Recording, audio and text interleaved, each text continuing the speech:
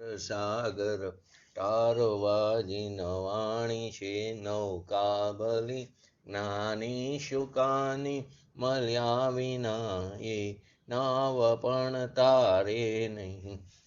આકારમાં શુદ્ધાત્મ જ્ઞાની શુકાની બહુ બહુ દોયલો મુજ પુણ્ય રાશિ પર્યો અહો ગુરુ કાન તું નાવિક મળ્યો. અહો ભક્ત ચિદાત્માના શ્રીમંધર વીર કુંદના બાયાંતર વિભવો તારા તારે નાવ મુમુક્ષુના સદા દ્રષ્ટિ તારી વિમર નિજ ચૈતન્ય નિરખે અને જ્ઞપ્તિ માહી ગર્વ ગુણ પર્યાય વિલસે. નિજાલંબી ભાવે પરિણતિ સ્વરૂપે જય ભરે નિમિતો વ્યવહારો ચિદઘન વિશે કાંઈ ન મળે. હૈયું શત શત જ્ઞાન જ્ઞાન ધબકે ને વજ્રવાણી છૂટે જે વજ્રેશો મોક્ષો સા ત્વઝરકે પરદ્રવ્યના તો તૂટે. રાગ દ્વેષ રૂચે ન જાંબા નવારે ભાવેન્દ્રિમાં અંશમાં ટંકોત્કીર્ણય કંપ જ્ઞાન મહિમા હૃદયે રહે સર્વદા. નીતે સુધા શરણચંદ્ર તને નમો કરુણા અકારણ સમુદ્ર તને નમો. હે જ્ઞાન પોષકશુમેઘ તને નમો. આદાશના જીવન શિલ્પી તને નમો. ઊંડી ઊંડી ઊંડેથી સુખ નિધિ સતના વાયુની તે વહંતી વાણી ચિન્મૂર્તિ તારી ઉદય અનુભવના સૂક્ષ્મ ભાવે ભરેલી ભાવો ઊંડા વિચારી અભિનવ મહિમા શીતમાં લાવી આવી ખોયેલું રત્ન પામું મનરથ મનનો પૂરજો શક્તિશાળી. ઓમ નમો અર્યંતણં નમો સિદ્ધણં નમો હૈરણં નમો ઉવજ્જણં નમો લોયેશવ સાવણં ચતારી મંગલમ અર્યંતા મંગલમ સિદ્ધા મંગલમ શાહુ મંગલમ કેવલીપંતો ધર્મ મંગલમ. ચતારી લોગતમાં અર્યંતા લોગતમાં સિદ્ધા લોગતમાં શાહુ લોગતમાં કેવલીપંતો ધર્મ લોગતમાં. ચતારી શરણ ભોજામી અર્યંતે શરણ ભોજામી સિદ્ધે શરણ ભોજામી શાહુ શરણ ભોજામી કેવલીપંતો ધર્મ શરણ ભોજામી. ઓમ નમો અર્યંતણં. આત્માની અંદર અનંત અનંત શક્તિઓ ભરેલી છે. એ પૂર્ણ સામર્થ્યવાન એવો ભગવાન આત્મા એના ઉપર દ્રષ્ટિ કરતા પર્યાયમાં પણ તેનું નિર્મળ પરિણમન થાય છે. એવી શક્તિઓ જેના લક્ષણો ભિન્ન ભિન્ન છે. એક શક્તિની અંદર અનંત અનંત શક્તિઓનું રૂપ સમાયેલું છે. એવી અનંત શક્તિમાંથી આપણે 47 શક્તિની મુખ્યત્વે વાત સમયસાર પરિશિષ્ટના આધારે સમજી રહ્યા છીએ પૂજ્ય ગુરુદેવશ્રીના પ્રવચનોનો આધાર લઈને. તો એની અંદર 17 નંબરની શક્તિ અગુરુ લઘુત્વ શક્તિ. 16 શક્તિ આપણે ચર્ચા પૂરી થઈ. આ 17 નંબરની અગુરુ લઘુત્વ શક્તિ. એની અંદર અગુરુ લઘુત્વને લીધે સ્વરૂપમાં પ્રતિષ્ઠિત એવો આત્મા સ્વયં શોભાયમાન છે. અગુરુ લઘુત્વ આપણે એનો અર્થ પણ સમજશું. ગુરુ અને લઘુ, હલકું અને ભારું, ભારે નહીં એટલે હલકું પણ નહીં ભારે પણ નહીં. એવો અગુરુ લઘુત્વને લીધે એટલે કે એમાં વધઘટ નહીં, એને લીધે સ્વરૂપમાં પ્રતિષ્ઠિત એવો આત્મા સ્વયં શોભાયમાન છે. બીજા વડે તેની શોભા નથી. બીજા કોઈ વડે તેનો મહિમા નથી, બીજા વડે તેની શોભા નથી. પોતે સ્વયં શોભાયમાન એવો સ્વાધીન છે. આત્મા પરમાત્મા થાય એના જેવી શોભા કઈ? આત્માનું પર્યાયમાં પ્રકટપણું થાય પર્યાયમાં દ્રવ્ય સ્વભાવની રચના થાય, પર્યાયમાં પરમાત્મા થાય આત્મા, એનાથી વિશેષ રૂડું કયું, અને મનુષ્ય પર્યાયમાં આનાથી બીજું પ્રયોજનભૂત કર્તવ્ય કયું, અને જેમાંથી અનંતકાળ સુધી પરમાત્મા દશા પ્રગટા કરે, એ પરમાત્માનો પણ પરમાત્મા છે. સાદી અનંતકાળ સુધી કેવળ જ્ઞાનની દશા પ્રગટે, સાદી અનંતકાળ સુધી સિદ્ધ દશા પ્રગટે, તેઓ એ પરમાત્મા દશા જે પ્રગટા કરે, એટલે કે તે પરમાત્માનો પણ પરમાત્મા છે. એની અંદર આવી અનંતી પરમાત્માની પર્યાયો ગર્ભિત રીતે જે પડેલી છે, કે સાદી અનંતકાળ સુધી નીકળે છતાં એના સ્વભાવમાં કોઈ ઓછપ આવતી નથી. એવા આત્મ સ્વભાવની શોભાની વાત કેવી રીતે થાય? એ અનુભવ ગમ્ય છે. તો અગુરુ લઘુત્વને લીધે સ્વરૂપમાં પ્રતિષ્ઠિત, પોતાના સ્વરૂપની અંદર પ્રતિષ્ઠિત, એની અંદર સ્થાપિત એવો આત્મા કેવો છે? સ્વયં શોભાયમાન છે. આત્માની અનંત શક્તિમાં આપણે અગુરુ લઘુત્વ નામની 17 નંબરની શક્તિ, એની વાત કરીશી. એની અંદર ષષ્ઠ સ્થાન પતિત, છ સ્થાન પતિત વૃદ્ધિ હાનિ રૂપે પરિણમેલો. હવે પહેલી વસ્તુ, ષષ્ઠ સ્થાન પ્રતિત એટલે કે એનો અર્થ શું થાય? ષષ્ઠ સ્થાન પ્રતિત બોલો જયંતિભાઈ, એનો અર્થ શું થાય? અમિતાબેન ખ્યાલ હોય તો. ષષ્ઠ સ્થાન પ્રતિતો આપણે એનો અર્થ સમજશું એટલે શું થાય?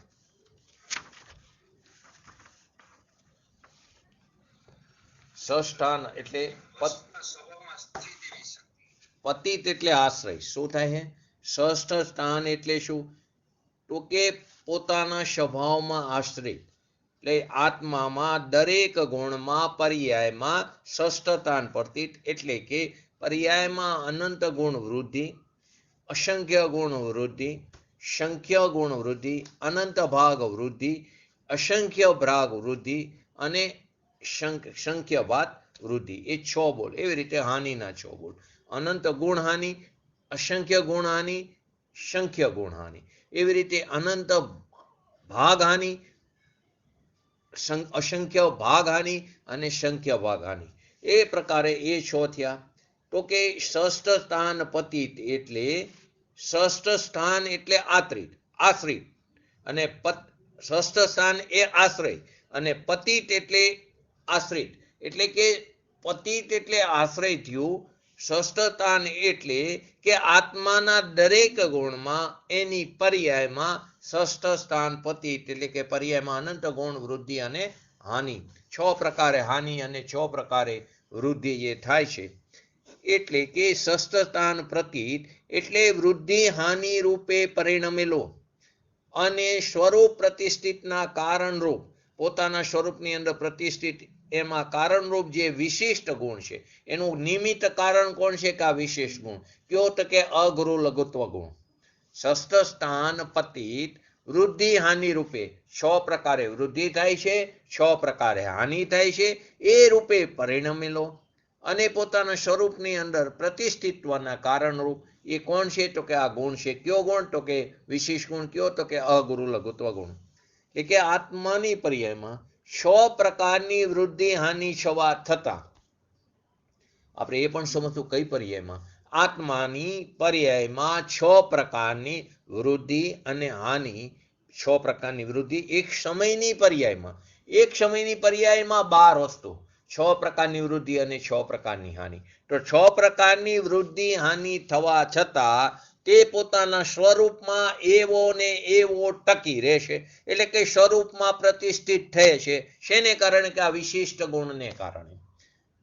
આત્માની પર્યાયમાં 6 પ્રકારની વૃદ્ધિ અને 6 પ્રકારની હાનિ એ થવા છતાં પણ પોતાના સ્વરૂપમાં તે એવો ને એવો ટકી રહેશે. એવો એનો અગુરુ લઘુત્વ સ્વભાવ છે. આ જે સૂક્ષ્મ સ્વભાવ છે એ કેવો છે? તો કે કેવરી ગમ્ય છે. ફરી વાર શું કીધું? કે આત્માની પર્યાયમાં 6 પ્રકારની વૃદ્ધિ થાય, આત્માની પર્યાયમાં 6 પ્રકારની હાનિ થાય, એ થવા છતાં પણ એ પોતાના સ્વરૂપમાં એવો ને એવો ટકી રહે. એવો એનો અગુરુ લઘુ સ્વભાવ છે. અને જે કોને? તો કે એ કેવરી ગમ્ય છે. આ સૂક્ષ્મ સ્વભાવ કેવો છે? તો કે તે કેવરી ગમ્ય છે. એક આપણે બીજી ડિફાઇન પણ એની જોઈ લઈ.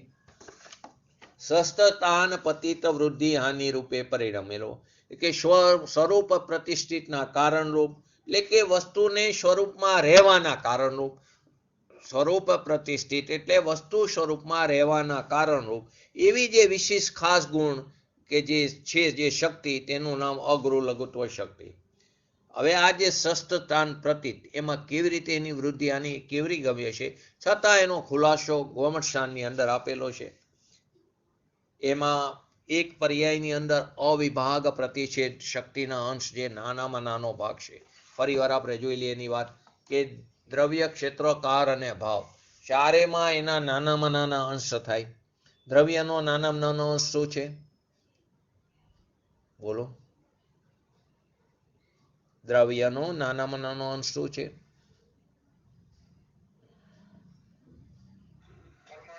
હા, પરમાણુ, કાલાણુ, કે જેનો બીજો કોઈ ભાગ ન થઈ શકે. તો દ્રવ્યનો નાનામાં નાનો અંશ શું છે? પરમાણુ. ક્ષેત્રનો નાનામાં નાનો અંશ, હા બરાબર, સહી, પ્રદેશ. પછી કાલનો નાનામાં નાનો અંશ, બરાબર, કાળનો નાનામાં નાનો અંશ સમય. અને ભાવનો નાનામાં નાનો અંશ શું? અવિભાગ પ્રતિષેધ. એક પર્યાયની અંદર એનો નાનામાં નાનો અંશ અવિભાગ પ્રતિષેધ. તો અહીં શું કે છે ડિફાઇનમાં, કે અવિભાગ પ્રતિષેધોની સંખ્યા રૂપ સસ્ત સ્થાનોમાં પડતો સમાવેશ પામતો, એટલે કે વસ્તુ સ્વભાવની વૃદ્ધિ હાનિ હોવાથી, વૃદ્ધિ હાનિ જેનાથી, જે ગુણોથી થાય છે, તેને અહીંયા અગુરુ લઘુત્વ ગુણ કીધું. જે ગુણ વસ્તુને સ્વરૂપમાં ટકવાનું કારણ છે. વસ્તુ સ્વરૂપમાં એમાં ભલે વૃદ્ધિ હાનિ થાય, પરંતુ વસ્તુ સ્વરૂપમાં ટકવાનું જે કારણ છે, એ પ્રકારનો એક વિશિષ્ટ ગુણ આત્મામાં છે, તેને અગુરુ લઘુત્વ ગુણ અથવા તો અગુરુ લઘુત્વ શક્તિ કહેવામાં આવી. એમાં આપણે વિશેષ પછી જોશું. હવે આ જે વાત થઈ કે પોતાના સ્વરૂપમાં એવો ને એવો ટકી શકે, 6 પ્રકારની હાનિ અને 6 પ્રકારની વૃદ્ધિ, છતાં પણ પોતાના સ્વરૂપમાં એવો ને એવો ટકી રહે. એક સમયની પર્યાયમાં 6 પ્રકારની હાનિ થાય, 6 પ્રકારની વૃદ્ધિ થાય, છતાં પોતાના સ્વરૂપમાં ટકી શકે. આવો જે સ્વરૂપમાં ટકી રાખવાનું કારણ કોણ છે? કે વિશેષ ગુણ. કયો? તો કે અગુરુ લઘુત્વ ગુણ અથવા તો અગુરુ લઘુત્વ શક્તિ. જે સૂક્ષ્મ સ્વભાવ આ જે છે તે કેવરી ગમ્ય છે. હવે આ 12 પ્રકારની જે વૃદ્ધિ હાનિ છે એના નામ જોઈ લો. પહેલા વૃદ્ધિ બોલો, બહુ સીધી રીતે યાદ રહેવું છે. બોલો, કઈ રીતે યાદ રાખશો?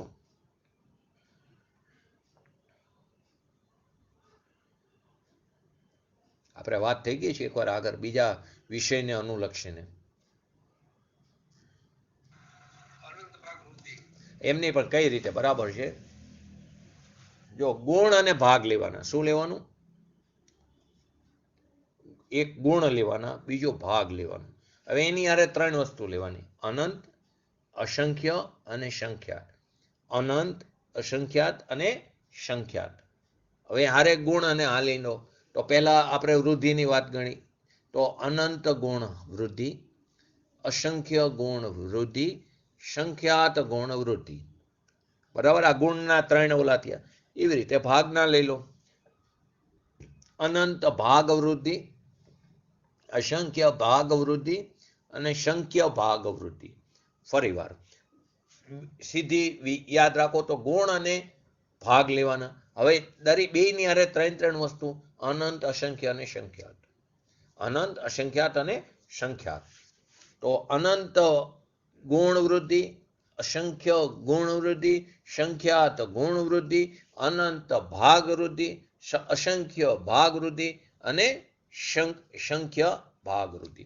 હવે એને ક્રમમાં બોલવું હોય તો અનંત ગુણ વૃદ્ધિ, અસંખ્ય ગુણ વૃદ્ધિ, સંખ્યાત ગુણ વૃદ્ધિ, સંખ્યાત ભાગ વૃદ્ધિ, અસંખ્ય ભાગ વૃદ્ધિ અને અનંત ભાગ વૃદ્ધિ. બરાબર. હવે એવી રીતે હાનિને લો. બોલો, સેમ વસ્તુ છે. કેવી રીતે યાદ રાખશો? એમાં ભાગથી પહેલા લો. અનંત ભાગ હાનિ, અસંખ્યાત ભાગ હાનિ, સંખ્યાત ભાગ હાનિ, સંખ્યાત ગુણ હાનિ, અસંખ્યાત બરાબર, એકદમ બરાબર. બોલો અમિતાબેન, કેવી રીતે આવ્યું? બોલો હાનિમાં.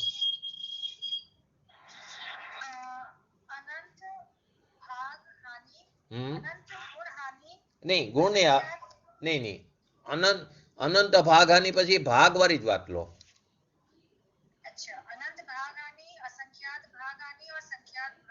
हाँ, પછી સંખ્યાત ઉપર સંખ્યાત લો.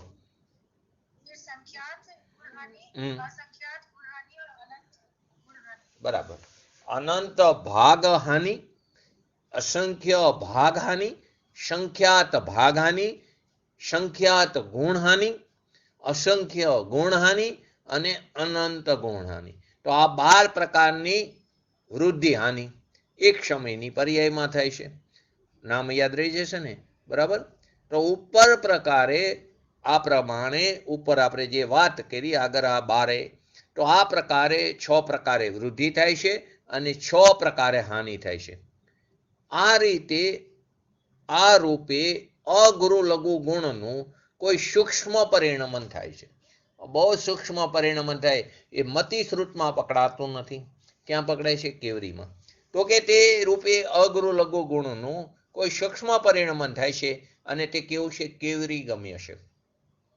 એ જાણવું હોય તો કેવર જ્ઞાન પ્રગટ કરવું પડે અને કેવર જ્ઞાન પ્રગટ કરવો પછી તે બાજુ ઉપયોગ નથી રહેતો.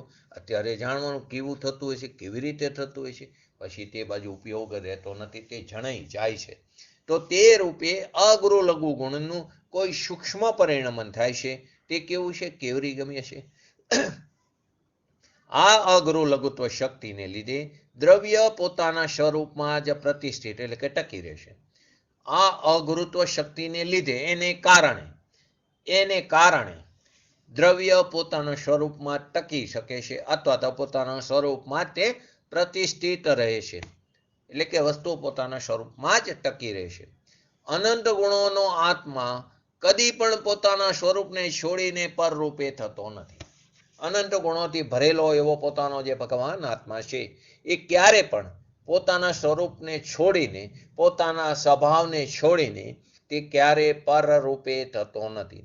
ચેતન ક્યારે જડ રૂપે થતું નથી, જડ ક્યારે ચેતન રૂપે થતું નથી. આ અનંત ગુણોનો આત્મા તે કદી પણ પોતાના સ્વરૂપને છોડીને તે પરરૂપે થતો નથી.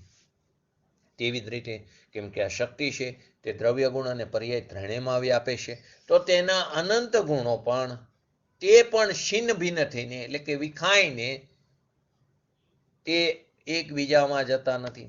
એ અનંત ગુણો પણ વિખાઈને છિન્ન ભિન્ન થઈ જતા નથી. અનંત ગુણો પણ વિખાઈ જાય અને છિન્ન ભિન્ન નથી થતા. આ અગુરુ લઘુ સ્વભાવ દ્રવ્ય ગુણ પર્યાય ત્રણેયમાં વ્યાપેલો છે. એટલે કે દ્રવ્ય પોતાના સ્વરૂપને છોડીને અન્યતા થતું નથી. દ્રવ્ય પોતાના સ્વભાવને છોડીને અન્યતા રૂપે નથી થતું.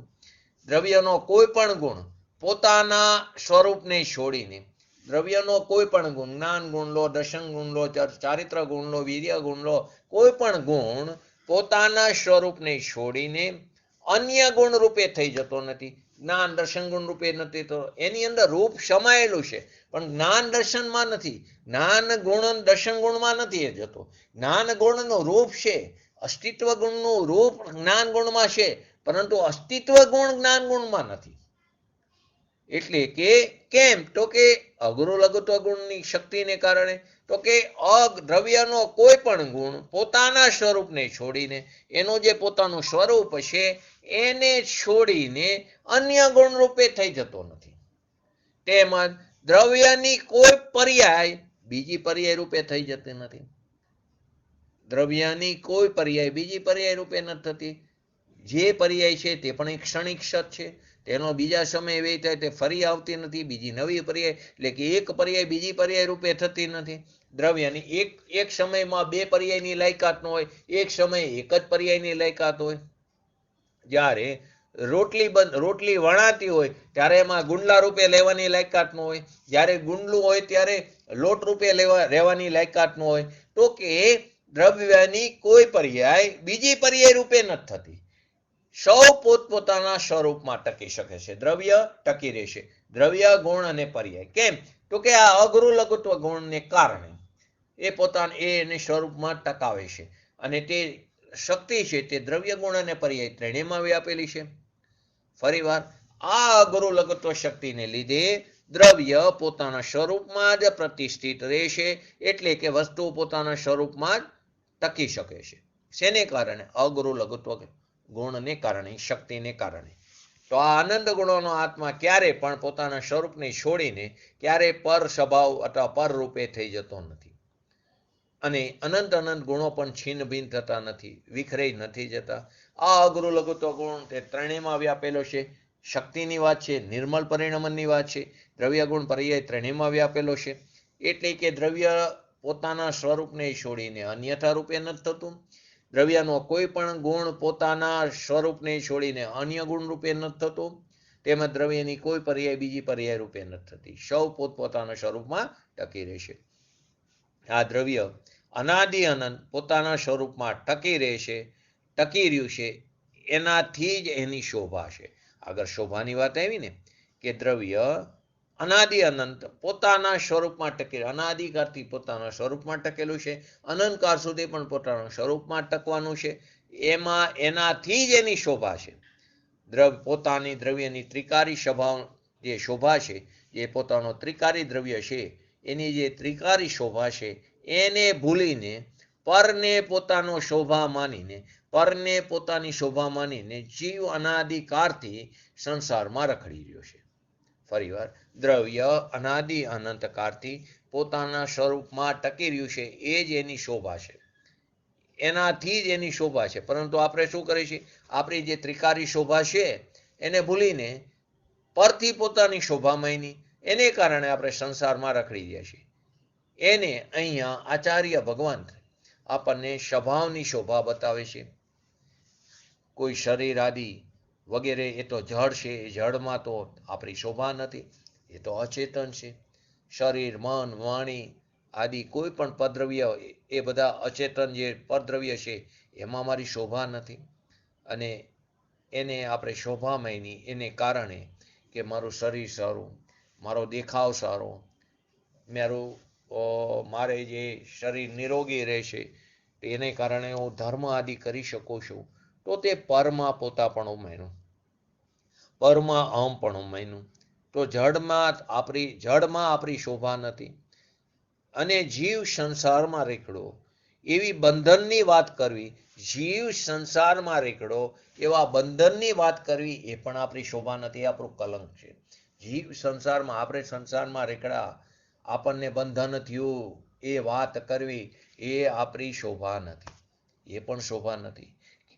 આ તો બહારની સ્થૂળ વાત છે. પરંતુ સૂક્ષ્મ વાત જુઓ તો જીન મંદિરમાં લખવું પડે કે અહીંયા સંસારી કાર્યોનો નિષેધ, એવું લખવું પડે, એ પણ ખરેખર મુમુક્ષને લાયક નથી. એવી જ રીતે જીવ સંસારમાં રેખડો, એને બંધન થયું, એ આપણી શોભા નથી, એ વાત કરવી એ પણ શોભા નથી.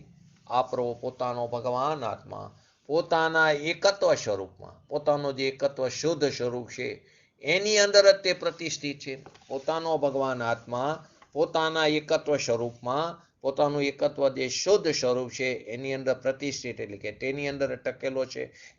એમાં જ મારી ત્રિકારી શોભા છે. ભગવાન આત્મા પોતાના એકત્વ શુદ્ધ સ્વરૂપમાં ટકવું, એ જ એની ત્રિકારી શોભા છે. અને તેની ઓળખાણથી, એ સ્વભાવની ઓળખાણથી, સ્વભાવના જાણપણાથી, સ્વભાવના આશ્રયથી, એના અવલંબનથી, એના લક્ષ્યથી પર્યાયમાં પણ શોભા પ્રગટે છે. દ્રવ્ય ગુણ તો શોભાયમાન જ છે, પરંતુ પર્યાય પણ શોભાયમાન થાય છે. પર્યાય પણ ભગવાન બની જાય છે. પર્યાય પણ ભગવાન બની જાય છે. તો કે આની અંદર જ આપણી ત્રિકારી શોભા છે. સ્વભાવ પોતાના એકત્વ શુદ્ધ સ્વરૂપમાં ભગવાન આત્મા પ્રતિષ્ઠિત છે, આપણો આત્મા, અને એમાં જ મારી ત્રિકારી શોભા છે. અને તેની ઓળખાણથી, એના જાણપણાથી મારી પર્યાયમાં પણ શોભા પ્રગટે છે. પોતાના સ્વરૂપમાં પ્રતિષ્ઠાથી, પોતાના સ્વરૂપની પ્રતિષ્ઠાથી આત્મા ત્રિકાર શોભી રહ્યો છે. આપણા સ્વરૂપમાં ટકવાપણાથી આત્મા કેવો ત્રિકાર શોભી રહ્યો છે. આવો જ આપણો અગુરુ લઘુત્વ સ્વભાવ છે. આ અગુરુ લઘુત્વ ગુણને કારણે આત્મા સ્વરૂપમાં ટકી રહેશે. એમાં જ એની ત્રિકારી શોભા છે. આપણે શું કરીએ છીએ? બહારની પ્રતિષ્ઠા અને શોભાથી આપણી મોટાઈ માની છીએ. બહારમાં આપણો યશ હોય, આપણી પ્રતિષ્ઠા હોય, આપણું માન હોય, એની શોભાથી આપણે આપણામાં મોટાપણું માની છીએ. પરંતુ મારી અંદર જે અનંત ગુણો પડેલા છે એનો સ્વીકાર નથી, તો તું તારા માટે બધું કલંક કરવું છે. અહીં આચાર્ય ભગવાન આત્માની સ્વરૂપની પ્રતિષ્ઠા બતાવીને પોતાના ભગવાન આત્માનો અંદર જે સ્વભાવ છે એના સામર્થ્યતાની પરિચય આપીને, એની શક્તિની સામર્થ્યતાનો પરિચય આપીને એનો મહિમા આપણને સમજાવે છે. અને આ સમજણ થવાથી પર્યાય પણ દ્રવ્ય તરફ ધરી જાય છે. આ સમજણ યથાર્થ થતા પર્યાય પણ શું થાય છે? દ્રવ્ય તરફ ધરી જાય છે. અને તે દ્રવ્ય તરફ ધરીને નિર્મળપણે એ પણ શોભી ઉઠે છે. એટલે કે પર્યાયમાં પણ શોભા પ્રગટે છે, એમ વાક્ય આવ્યું ને આગળ. તો કે આ સમજણ થવાથી પર્યાય પણ કઈ બાજુ ગઈ? દ્રવ્ય તરફ ગઈ. જે પર તરફ ધરેલી હતી તે પર્યાય સ્વ તરફ ધરી. તે પર્યાય એમ કહેવું એ પણ વ્યવહાર છે કે જે પર્યાય પર તરફ હતી તે પર્યાયનો તો ત્યાં વ્યય થઈ જાય, પરંતુ નવી પર્યાય જે ઉત્પન્ન થાય છે તે સ્વનું લક્ષ્ય કરતી ઉત્પન્ન થાય છે. તો કે આ સમજણ થવાથી પર્યાય પણ શું? દ્રવ્ય તરફ ધરી જાય છે અને પર્યાયમાં શોભાપણો પ્રગટે છે. એ પણ નિર્મળપણે શોભી ઉઠે છે.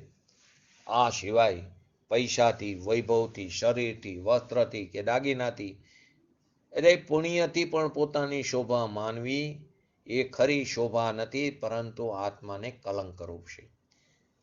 આ પૈસાવાળા, એ આબરૂવાળા, આ શરીર કોઈનું સારું નિરોગી શરીરનો બાંધો, એના વસ્ત્રથી, એના આભૂષણોથી અને પુણ્યથી કે નહીં બહુ કશાયની મંદતાપૂર્વક શુભ ભાવ કરે છે, આટલા વ્રતોનું પાલન કરે છે, એનાથી પણ આપણે આત્માની શોભા માની કે હું આટલા શુભ ભાવ કરું છું, એનાથી મારા આત્માની શોભા માનવી તે શોભા નથી, પરંતુ તે કલંક છે.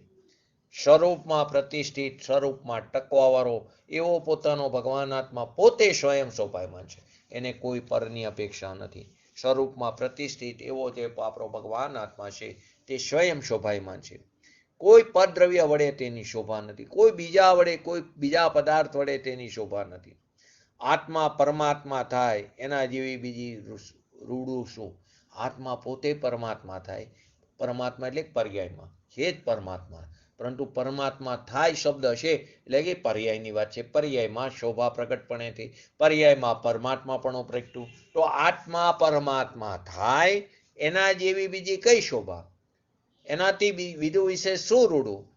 અને જેમાંથી અનંતકાર પરમાત્મા દશા પ્રગટા જ કરે નિરંતર પ્રવાહ રૂપે, જેની અંદરથી સાદી અનંતકાર સુધી પરમાત્મા દશા નિરંતર પ્રગટા કરે, એ દ્રવ્ય સામર્થ્યતાની શોભાની વાત કેવી રીતે કરી શકે? જેની અંદરથી, દ્રવ્યની અંદરથી આવી સાદી અનંતકાળ સુધી કેવળ જ્ઞાનની પર્યાય, સિદ્ધની પર્યાય, એટલે કે આવી પરમાત્માની પર્યાય સદાય નિરંતર પ્રગટા કરે, છતાં પણ સ્વભાવમાં કંઈ પણ ઉછપાવતી નથી. સાદી અનંતકાળ સુધી કેવળ જ્ઞાનની પર્યાય નીકળે અંદરથી, છતાં અંદર જ્ઞાન ગુણમાં કોઈ ઘટાડો થતો નથી કે દ્રવ્યના સામર્થ્યમાં કોઈ ફેરફાર થતો નથી. આનાથી બીજી વિશેષ શોભા શું? આવા દ્રવ્ય સામર્થ્યતાની શોભાની વાત કેવી રીતે કરવી? પરંતુ આપણી ત્યાં દ્રષ્ટિ નથી, એના તરફ લક્ષ્ય નથી, એનો મહિમા નથી, એનો સ્વીકાર નથી. માટે આપણે અનાદિકાળથી સંસારમાં રખડી છે. અને એ આપણે આપણા પોતાના દ્રવ્યની શોભા કોના વડે માની છીએ? કે આ પૈસાવાળો, આબરૂવાળો, આ વ્રત ક્રિયાનું પાલન કરવાવાળો, કોઈ વસ્ત્રથી, કોઈ દાગીનાથી, એટલે કે આભૂષણથી, કોઈ પૈસાથી, કોઈ તપસ્યા આદિથી એની શોભા પોતાની આત્માની શોભા માની રહેશે. તે શોભા નથી, પરંતુ શું છે?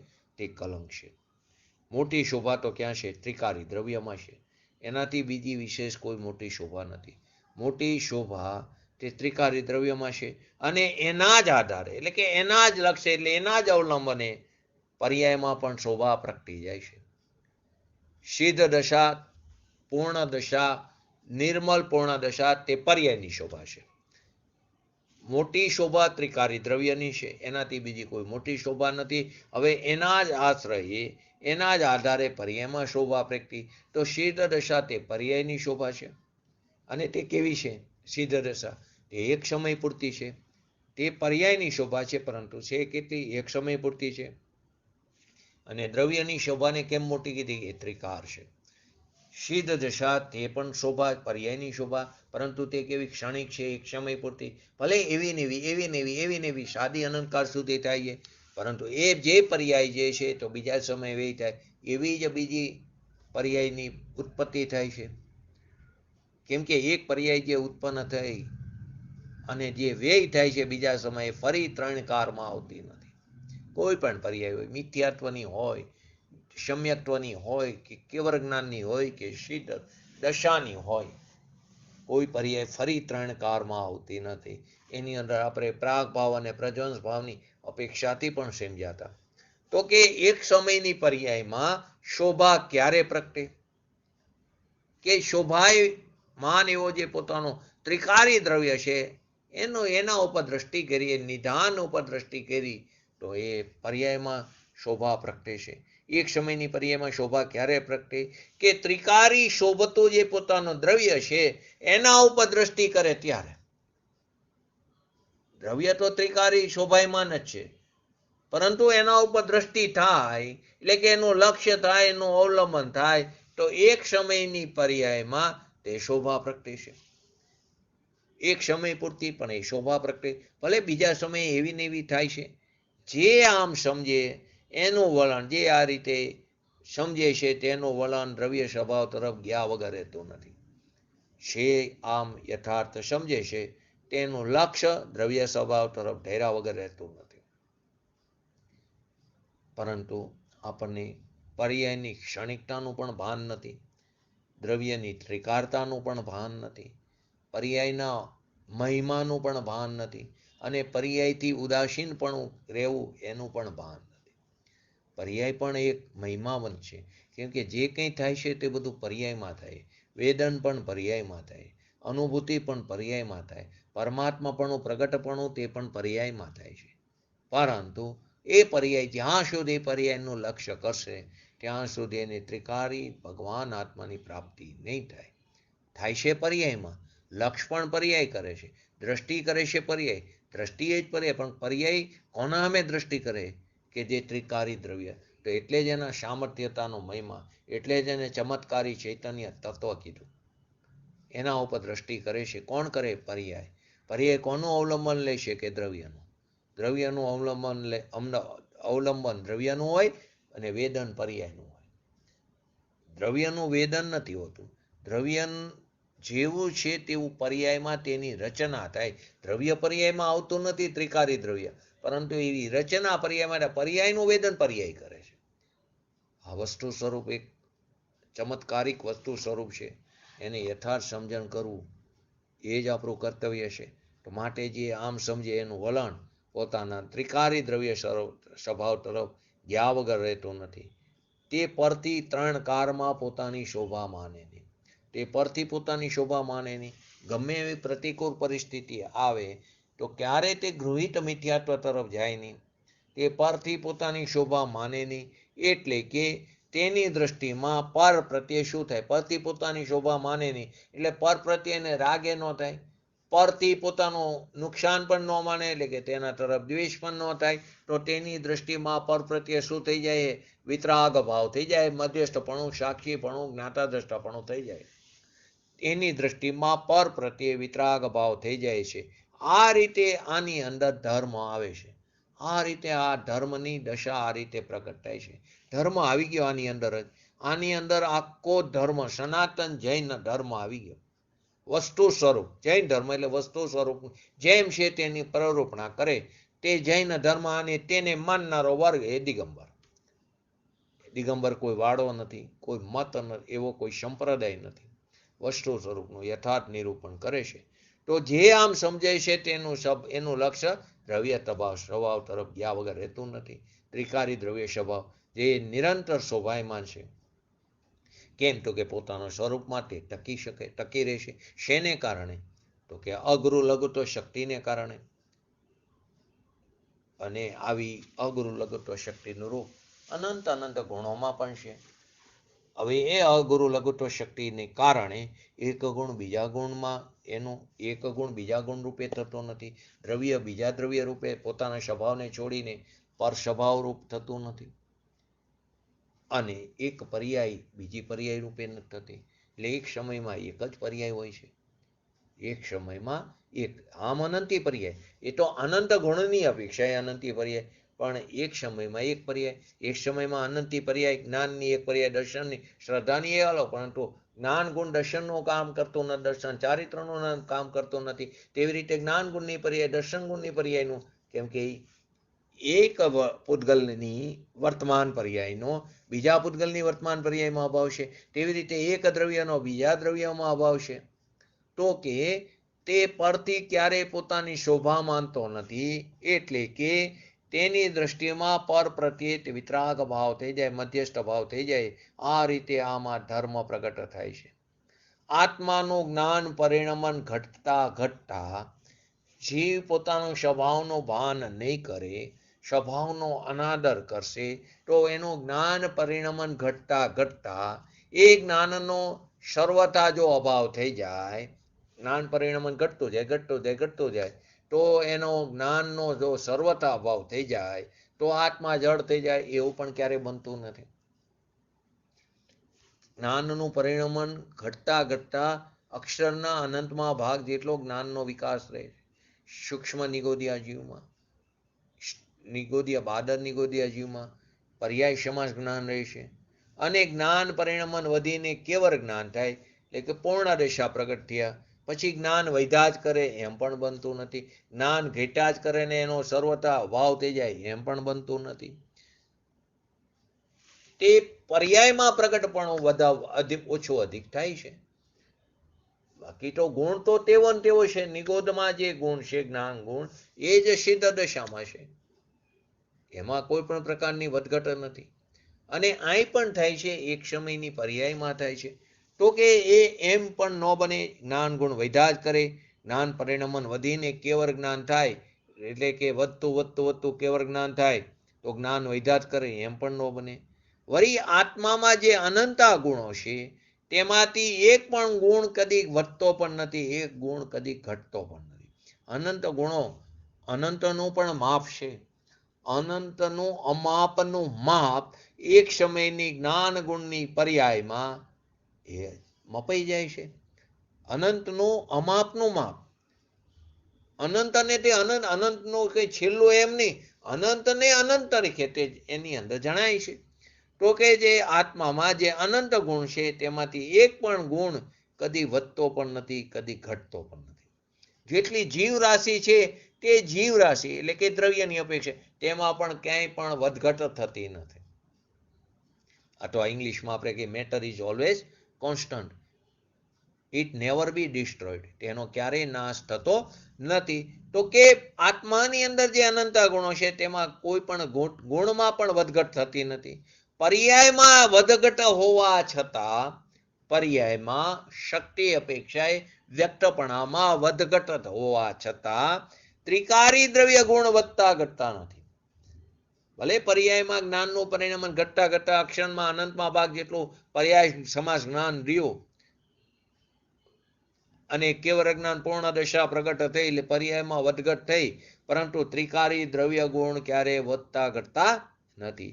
હીણી અવસ્થા વખતે, નિગોદમાં હીણી અવસ્થા લો, એકેન્દ્રિયની વાત લો, હીણી અવસ્થા વખતે આત્માના કોઈ ગુણો ઘટી ગયા એમ પણ નથી. તેમજ પૂર્ણ દશા પ્રગટ થઈ તો આત્માના ગુણો વધી જાય એમ પણ નથી. એક સ્વરૂપ, એક રૂપ પોતાના સ્વરૂપમાં પ્રતિષ્ઠાથી અથવા તો પ્રતિષ્ઠિત એટલે કે સ્વરૂપમાં ટકવાથી ભગવાન આત્મા ત્રિકારી મહિમાવંત એ શોભાયમાન થઈ રહ્યો છે. એક રૂપ જે પોતાના સ્વરૂપની અંદર જે ટકે શકે છે, શેને કારણે? અગુરુ લઘુત્વ ગુણને કારણે. એ પ્રતિષ્ઠાથી ભગવાન આત્મા ત્રિકારી મહિમાવંત શોભાયમાન છે. આવા શોભાતા દ્રવ્યની દ્રષ્ટિ કરતા આ જે નિરંતર જે શોભાયમાન થઈ રહ્યો છે સ્વયં, એવા દ્રવ્યની દ્રષ્ટિ કરતા પર્યાયમાં પણ વિતરાગી શોભા એટલે કે નિર્મળ પરિણમન થાય છે. શક્તિની વાત ચાલી રહી છે. આવા શોભાતા દ્રવ્યની દ્રષ્ટિ કરતા જે ત્રિકારી શોભાયમાન છે, જે નિરંતર અવિરતપણે શોભાયમાન છે, એવા દ્રવ્યની દ્રષ્ટિ કરતા પર્યાયમાં પણ વિતરાગી શોભા પ્રગટી જાય છે, એમાં નિર્મળ પરિણમન થઈ જાય છે. પણ તે પર્યાય ઉપર દ્રષ્ટિ નથી, પણ એ પર્યાયની પર્યાય ઉપર દ્રષ્ટિ નથી, પણ તે પર્યાય ઉપર દ્રષ્ટિ નથી. કેમ કે પર્યાય પોતે અંતરમાં વરીને, એટલે કે સ્વયં ધરીને ત્રિકારી દ્રવ્યની શોભામાં સમાઈ જાય છે.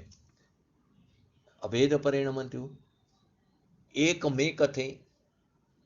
પરંતુ પર્યાય દ્રવ્યમાં જતી નથી કે દ્રવ્ય પર્યાયમાં નથી આવતું, એ પણ સત્ય છે. તો અહીં શું કીધું? શોભામાં સમાઈ જાય છે, એટલે કે ત્રિકારી દ્રવ્યને સમર્પિત થઈ જાય છે.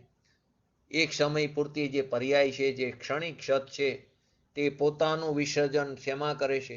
ત્રિકારી સતમાં કરી દે છે. એની અંદર નવસર્જન કરે છે, એટલે કે જેવું દ્રવ્ય છે તેવી રચના પર્યાયમાં થાય છે. અને ત્યારે પર્યાય એમ બોલે છે કે હું ધ્રુવ દ્રવ્ય છું, હું પોતે જ ધ્રુવ દ્રવ્ય છું, હું પોતે જ ત્રિકારી ધ્રુવ દ્રવ્ય છું, એમ બોલે છે. સિંહાસન ઉપર બેસી જાય છે. તો કે પર્યાય ઉપર એની દ્રષ્ટિ નથી, કેમ કે પર્યાય પોતે અંતરમાં વરીને ત્રિકારી દ્રવ્યની અંદર એની શોભામાં શોભાયમાન થઈ જાય, સમાઈ જાય છે. આત્માની અગુરુ લઘુત્વ શક્તિ વસ્તુને ત્રિકાર સ્વરૂપમાં ટકવાનું કારણ છે. આત્માની આ અગુરુ લઘુત્વ શક્તિ વસ્તુને ત્રિકાર સ્વરૂપમાં ટકવાનું કારણ. મેં હમણાં આગળ એક શબ્દ બોલ્યો કે પર્યાય દ્રવ્યમાં જતી નથી, અથવા એક વાક્ય આપણે વારંવાર બોલી છીએ કે પર્યાયનો જ્યારે પણ વ્યય થાય તે પારણામિક ભાવે તેનો વ્યય થાય છે. વિકારી પર્યાય હોય એ પણ શુદ્ધ થઈને વ્યય થાય છે, એટલે કે વ્યય થાય તો તે પારણામિક થઈને વ્યય થાય. તો એ વ્યય થઈને ક્યાં જાય છે? ક્યાં જાય? કે દ્રવ્યમાં જાય, આપણે એમ બોલીએ છીએ. પરંતુ અહીંયા પણ ખરેખર શું છે? ત્રિકારી દ્રવ્ય જે છે તેમાં તો પર્યાય પેસતી પણ નથી, એની ઉપર તરે છે. પરંતુ જે કારણ શોધ પર્યાય છે તેની અંદર આ કાર્ય શોધ પર્યાય ભરી જાય છે. કારણ શોધ પર્યાયમાંથી કાર્ય શોધ પર્યાય પ્રગટી, અને કાર્ય શોધ પર્યાયનો વ્યય થઈને કારણ શોધ પર્યાયમાં ચાલી ગઈ. તો એને સમુદ્રના આપણે ભરતી ઓટના એક્ઝામ્પલથી સમુદ્ર સાથે લઈશી. સમુદ્ર છે તેની અંદર પાણી ઓટ થઈને એની અંદર ભરતી તે મોજા ઉછરા અને પાછા આવ્યા, તો સમુદ્રમાં ન જતા પાણીની જે સ્થિત સપાટી છે એમાંથી મોજા ઉછરા ને એની અંદર સમાણા. એવી રીતે તે કારણ શુદ્ધ પર્યાયમાં તે કાર્ય શુદ્ધ પર્યાય ભરી ગઈ, એની અંદરથી પ્રગટીને એની અંદર વ્યય થઈ. આ એકદમ ઝીણી વાત આવી ગઈ. પૂજ્ય ગુરુદેવશ્રીના કોઈ પ્રવચનોમાં આ વાતનો સમાવેશ કરેલો છે.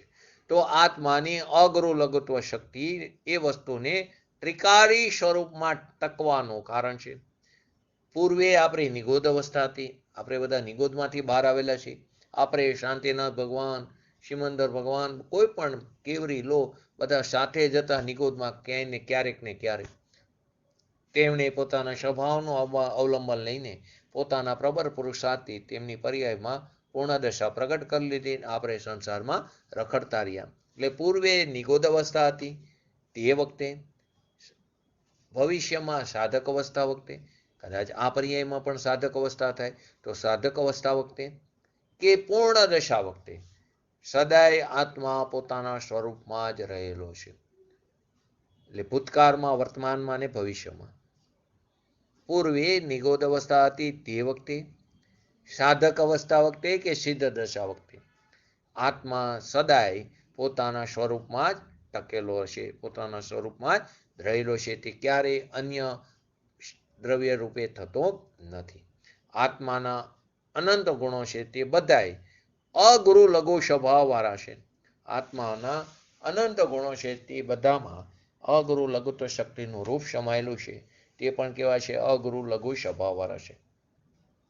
પર્યાયમાં ભલે ગમે એટલી હાનિવૃત્તિ, પર્યાયમાં હાનિવૃત્તિ ભલે હો, પણ અનંતા ગુણો પોતાના સ્વરૂપમાં ત્રણેયકાર એવા ને એવા સ્થાયી છે.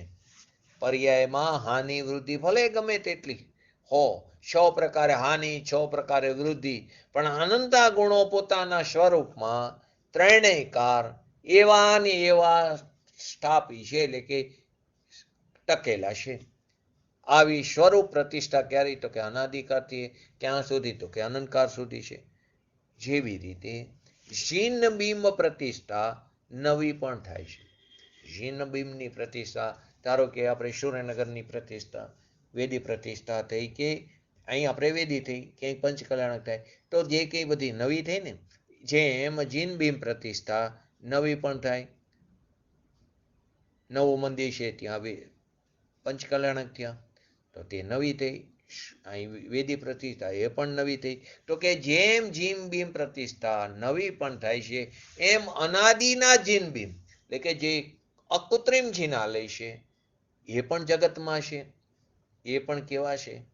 જગતની અંદર છે અકૃત્રિમ જિનાલય. તેમ ભગવાન આત્મા ચૈતન્ય જીન બિંબ અનાદિથી પોતાના સ્વરૂપમાં જ પ્રતિષ્ઠિત છે. બે વસ્તુ લીધે ને, એક પ્રતિષ્ઠા નવી થાય છે અને એક પ્રતિષ્ઠા અનાદિથી છે અકૃત્રિમ જિનાલયમાં. તેવી રીતે ભગવાન આત્મા એ પણ ચૈતન્ય જીન બિંબ એ અનાદિથી પોતાના સ્વરૂપમાં ટકેલો છે અને તેના અવલંબને પર્યાયમાં નવી પ્રતિષ્ઠા પ્રગટે છે. જેમ જીન બિંબની પ્રતિષ્ઠા નવી પણ થાય છે ને, નવા નવા જીન બિંબ કૃત્રિમ હોય એની નવી થઈ, અકૃત્રિમ હોય છે, અનાદિથી છે.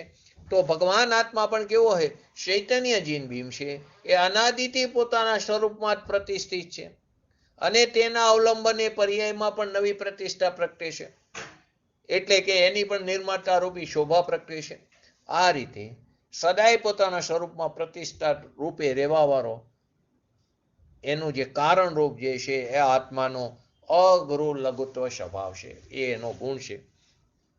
ત્રિકાર એવો ને એવો ધ્રુવ સ્વરૂપની પ્રતિષ્ઠાનું કારણ, બધા ગુણોને સમતોલ રાખવાનું કારણ, ત્રિકારી જે ભગવાન આત્મા એવો ને એવો ધ્રુવ એટલે એ સ્વરૂપની પ્રતિષ્ઠાનું એટલે કે એવો ને એવો ટકવાનું કારણ, બધા ગુણોને સમતોલ રાખવાનું કારણ અને બધા ગુણ પર્યાયના આધારભૂત એવો એક સ્વભાવ અનાદિ અનંત છે. તે બધા ગુણ પર્યાયમાં કેવો છે? અભેદ છે. આ સ્વભાવ કેવો છે? તે ગુણ પર્યાયમાં અભેદ છે. એની શોભાનો અપાર અપાર મહિમા જીનવાણીની અંદર બતાવ્યો છે ભગવાન આત્માનો. આવા મહિમાથી જેને સમ્યક દર્શન થયું, એ મહિમાથી સ્વરૂપનો મહિમા આવતા એની રુચિ થતા સમ્યક દર્શન થયું, સમ્યક જ્ઞાન થયું. તે જીવ એકલી પર્યાયની શોભામાં બધું અર્પિત નહીં કરી દે. ક્યારે? પર્યાયની શોભામાં બધું અર્પી ન દે, પણ દ્રવ્ય ગુણને સાથે ને સાથે રાખે છે. દ્રવ્ય અને ગુણને સાથે ને સાથે રાખે છે. અપૂર્વ સમ્યક દર્શન જ્ઞાન ક્યાંથી થયા? પૂર્વે નથી કર્યું માટે અપૂર્વ કીધું. એ સમ્યક દર્શન સમ્યક જ્ઞાન ક્યાંથી થયા? ક્યાં થયા? તો કે ત્રિકારી દ્રવ્યમાં સામર્થ્ય હતું એમાંથી થયા. અપૂર્વ સમ્યક દર્શન જ્ઞાન થયા, પણ તે ક્યાંથી થયા? તો કે દ્રવ્યમાં, તો કુવામાં હતું એ અવેડામાં આવ્યું, અથવા પ્રાપ્યની પ્રાપ્તિ થઈ. તો ત્રિકારી દ્રવ્યમાં સામર્થ્ય હતું તેમાંથી થયા. માટે તે ત્રિકારી સામર્થ્યનું, ત્રિકારી દ્રવ્યનું અપાર મહાત્મ છે. એમાંથી પ્રગટ્યા માટે તેનું કેવું છે? અપાર મહાત્મ છે. આ પ્રમાણે ત્રિકારી દ્રવ્ય ઉપર દ્રષ્ટિ રાખીને, પોતાના સ્વભાવ ઉપર દ્રષ્ટિ રાખીને, જે નિધાન છે એના ઉપર દ્રષ્ટિ રાખીને પર્યાયનું સમતોલપણું ધર્મી જીવ જાળવી રાખે છે. ધર્મી જીવ ત્રિકારી દ્રવ્ય ઉપર દ્રષ્ટિ રાખીને એની પરિણિતિ જ્ઞાયકતર ઉપર ટકેલી રાખીને પણ તે પર્યાયમાં પણ સમતોલપણું તે ધર્મી જીવ રાખી શકે છે ને તે જાળવી રાખે છે. અજ્ઞાની જીવ શું કરે છે? આપણે અજ્ઞાન દશામાં શું કરી છે? એકલી પર્યાયના મહિમામાં જ અટકી જાય છે. આપણને પર્યાયનો મહિમા છે. માટે પૂજ્ય ગુરુદેવશ્રીને ભય હતો કે જીવ અહીં સુધી તો આવ્યો, ક્રિયાકાંડમાંથી તો છૂટો, એવું સમજીને બેઠા કે ક્રિયાકાંડમાંથી તું છૂટો છું, એમાં તું ધર્મ માને છે એ વસ્તુથી તું છૂટો, પરંતુ હજી તું પર્યાયની સન્મુખતા છોડતો નથી. માટે તે વારંવાર એમ કહે છે કે પર્યાય દ્રષ્ટિ ન કર, તું કોઈને પર્યાય દ્રષ્ટિથી ન જો, પર્યાયને તું ગૌણ કર, પર્યાયને અવસ્તુ કીધી, પર્યાયને અભૂતાર્થ કીધી, પર્યાયને જૂઠી કીધી. કેમ? પર્યાય છે, પર્યાયનું પર્યાય તરીકે અસ્તિત્વ છે, પરંતુ એના આશ્રયે ત્રિકારી દ્રવ્યની પ્રાપ્તિ નહીં થાય. તે આશ્રય કરવા યોગ્ય ઉપાધિ નથી, માટે એને જૂઠી કીધી, એને અભૂતાર્થ કીધી, અસત્યાર્થ કીધી, તેને અવસ્તુ કીધી. તો અજ્ઞાની જીવ શું કરી છે? આપણે પર્યાયના મહિમામાં અથવા પર્યાયની સન્મુખતામાં ઉભા રહી જઈશું. માટે આપણને અત્યાર સુધી ક્યારેય આત્માની પ્રાપ્તિ નથી, એવું એટલે અપૂર્વ સમ્યક દર્શનની પ્રાપ્તિ નથી, વિતરાગ દશાની પ્રાપ્તિ નથી, ધર્મની શરૂઆત નથી, સાધક દશા પ્રગટ નથી, મુનિ યોગ્ય ચારિત્ર પણ પ્રગટ નથી, તો કેવી રીતે પૂર્ણ દશા પ્રગટ થશે? માટે આચાર્ય ભગવાન આપણને આ મહિમા સમજાવે છે. અજ્ઞાની જીવ અજ્ઞાન દશામાં પર્યાયના મહિમામાં અટકી ગયો છે. અટકવાના સ્થાન ઘણા બધા છે. દ્રવ્યના ધ્રુવ મહિમાની આપણને ખબર નથી, ભાવ વાસન નથી. બોલવામાં તો બધી ખબર છે, પણ ભાવ વાસન નથી. એ કોને ખબર છે? કે જેને આ વસ્તુ સાંભળવા મળી તેને. અમલમાં મૂકી નથી, માટે આપણને એની ખરેખર ખબર નથી. માટે આચાર્ય દેવ એમ કહે છે, તારી ત્રિકારી સ્વરૂપથી જ તારી શોભા. આપણા પોતાના ભગવાન આત્માથી જ આપણી શોભા છે. કોઈ આપણી કોઈ પ્રશંસા કરે તે પ્રશંસા તો આત્માનું કલંક છે. તે આત્માનું શું છે? કલંક છે. ખરેખર આપણી પ્રશંસા આપણા ત્રિકારી સ્વરૂપથી જ છે. તો મારા ત્રિકારી સ્વરૂપથી જ મારી શોભા છે. એમ આચાર્ય ભગવંતે આપણને સમજાવ્યું કે તારા ત્રિકારી સ્વરૂપથી જ તારી શોભા છે. એ સમજીને તું એકલી પર્યાયના બહુમાનમાં ન અટક. પર્યાયનું પણ બહુમાન કર, પણ એકલી પર્યાયના બહુમાનમાં ન. તું વસ્તુને દરેક પડખેથી જાણ, દ્રવ્યાંશથી પણ જાણ અને પર્યાંશથી પણ જાણ. તો તું એકલી પર્યાયના બહુમાનમાં ન અટકતા ત્રિકારી દ્રવ્યનું પણ બહુમાન કર. બે અંશને જાણ. તું પ્રમાણ દ્રવ્યને જાણ, કે દ્રવ્યને પણ જાણ અને પર્યાયને પણ જાણ. પરંતુ દ્રવ્યને દ્રવ્ય તરીકે જાણ કે તે પરમાશ્રય કરવા યોગ્ય ઉપાધિ તત્વ છે, અને પર્યાય છે તે આશ્રય કરવા યોગ્ય ઉપાધિ નથી. પર્યાયમાં જ બધું થાય છે. ભૂલ પણ પર્યાયમાં છે, મોક્ષ પણ પર્યાયમાં, સંસાર પણ પર્યાયમાં, સિદ્ધ દશા પણ પર્યાયમાં, વેદન પણ પર્યાયમાં, નિર્ણય પણ પર્યાયમાં છે, અવલંબન પણ પર્યાયમાં છે. દ્રવ્યનું અવલંબન કોણ કરે? તો કે પર્યાય કરે. નિર્ણય કોણ કરે? કે પર્યાય કરે. વેદન કોણ કરે? અનુભૂતિ કોણ કરે? તો કે પર્યાય કરે. કોનું કરે છે? કે દ્રવ્યનું કરે. કોનું અવલંબન લે છે? કે દ્રવ્યનું અવલંબન લે છે. તો તું એકલી પર્યાયના બહુમાનમાં ન અટકીને ત્રિકારી દ્રવ્યનું તું બહુમાન કર. એમ કરવાથી, આ રીતે કરવાથી, આ રસ્તે ચાલવાથી દ્રવ્ય દ્રષ્ટિમાં સમ્યક દર્શન આદિ નિર્મળ પર્યાયો સહેજે પ્રગટી જશે, સહજપણે પ્રગટ છે. હઠપૂર્વક કરવાની વાત નથી, સહેજે પ્રગટી જશે. આ રીતે કરવાથી, આ રીતે તું તારા સ્વભાવનું અવલંબન કર.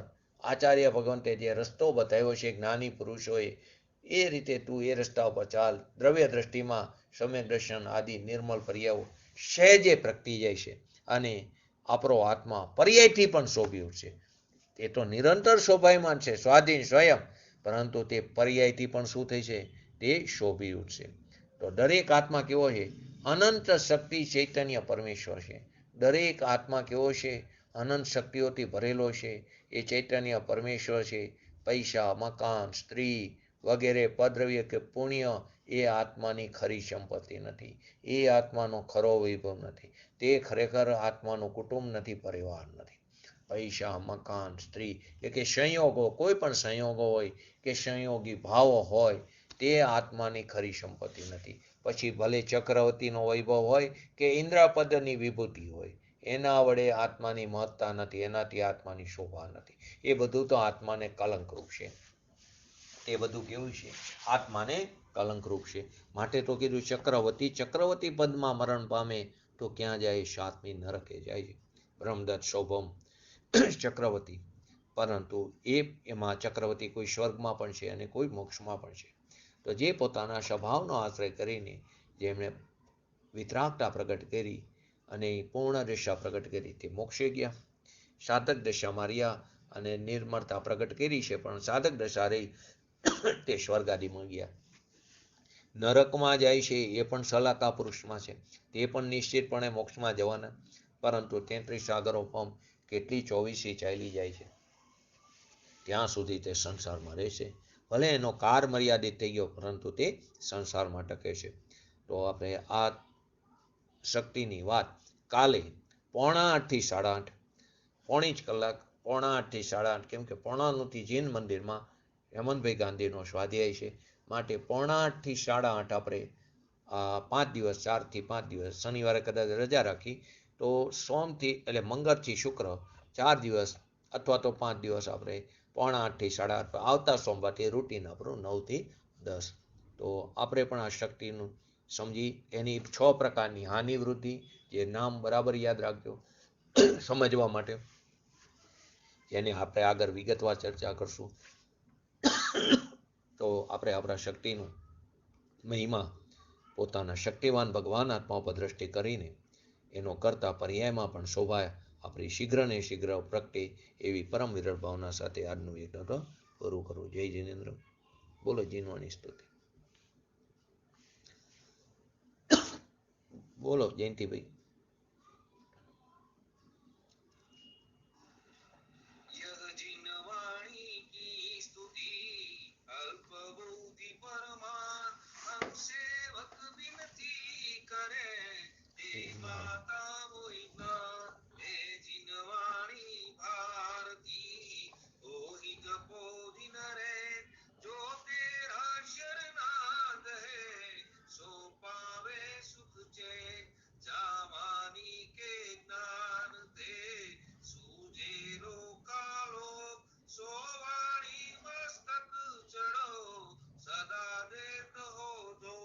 નમો રિંગ ટણંગ નમો સિદ્ધણંગ નમો ઐરણમ નમો અવજણમ નમો લોહિસો શ્રવણમ ચત્તારી મંગલમ હરિહંતા મંગલમ સિદ્ધા મંગલમ શાહો મંગલમ કેવલી પંતો ધર્મ મંગલમ ચત્તારી લોગતમા હરિહંતા લોગતમા સિદ્ધા લોગતમા શાહો લોગતમા કેવલી પંતો ધર્મ લોગતમા ચત્તારી શરણ ભોજામી હરિહંતે શરણ ભોજામી સિદ્ધે શરણ ભોજામી શાહુ શરણ ભોજામી કેવલી પંતો ધર્મ શરણ ભોજામી. બોલીએ શ્રી પંચ પરમેષ્ઠી ભગવંતોનો જય હો. બોલીએ શ્રી જીનવાણી માતનો જય હો. બોલીએ શ્રી પરમ પૂજ્ય પરમ ઉપકારી સદગુરુ દેવનો જય હો. બોલીએ શ્રી પ્રસમૂર્તિ ભગવતી માતનો જય હો. બોલીએ શ્રી સનાતન જૈન દિગંબર ધર્મનો જય હો.